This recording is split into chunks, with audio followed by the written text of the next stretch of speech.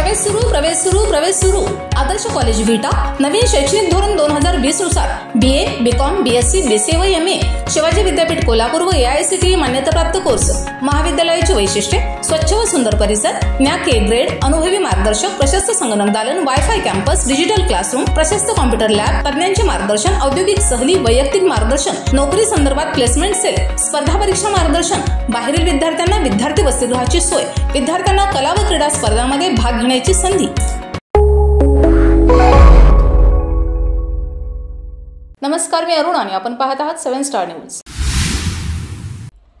सांगली लोकसभा निवडणुकीचे बिगुल वाजले आणि संपले, आता तयारी विधानसभेची।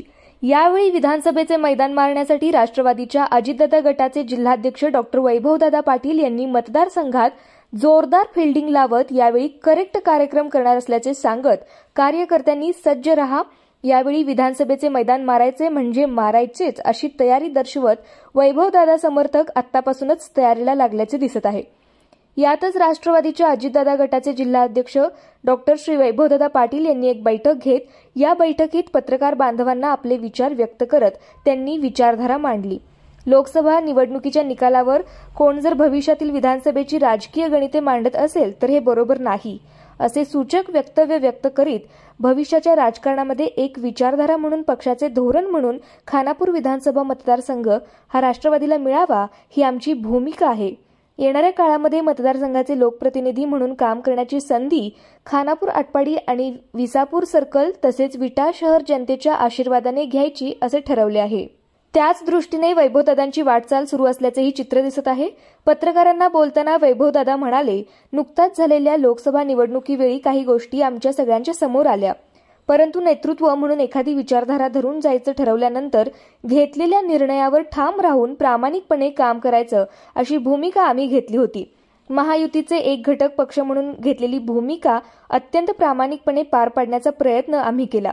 लोकसभा निवडणुकीत खानापूर विधानसभा क्षेत्रामध्ये विशाल पाटलांना मताधिक्य जरी मिळालं असलं तरी त्यांच्यामध्ये अनेक फॅक्टर्स आहेत, त्यामुळे कुणी आता त्याचं श्रेय घ्यायचं काम नाही। ते पुढे म्हणाले, 2019च्या विधानसभा निवडणुकीत 91,000पेक्षा जास्त मतदान खानापूर आटपाडी आणि विसापूर सर्कल विटा शहराचे सन्माननीय माजी आमदार सदाशिवराव भाऊंना झालं होतं। ज्या विटा शहरामध्ये मागच्या वेळी संजय काका लीडमध्ये होते त्याच विटा नगरपालिका क्षेत्रातील नागरिकांनी 7,000चं मताधिक्य सदाशिवराव भाऊ पाटील यांना विधानसभेला दिलं होतं। त्यामुळे लोकसभा निवडणुकीच्या निकालावर कोणी जर भविष्यातील विधानसभेचे गणित मांडत असेल तर हे बरोबर नाही। निवडणुकीच्या निमित्ताने आम्हाला सुद्धा काही गोष्टींचं आकलन झालं। कार्यकर्त्यांनी आणि मतदारांना सुद्धा त्यांच्या रोजच्या जीवनामध्ये काही गोष्टींचा अनुभव येत असतो, त्यांचं काही गोष्टींमध्ये मत आधी तयार झालेलं असतं, त्यामुळे कार्यकर्त्यांना आणि मतदारांना गृहीत धरू नये असा संदेश माझ्यासारख्या कार्यकर्त्याला या निवडणुकीतून मिळाला।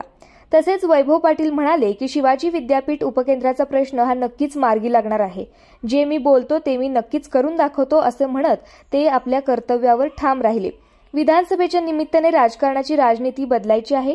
यापुढील काळामध्ये या मतदारसंघात काही मूलभूत विकास कामे करायची आहेत।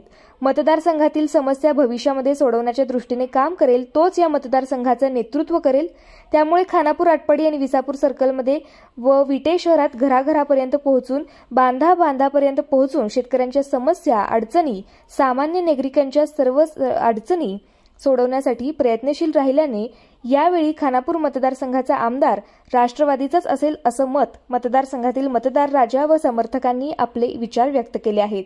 ब्युरो रिपोर्ट 7 स्टार न्यूज विटा।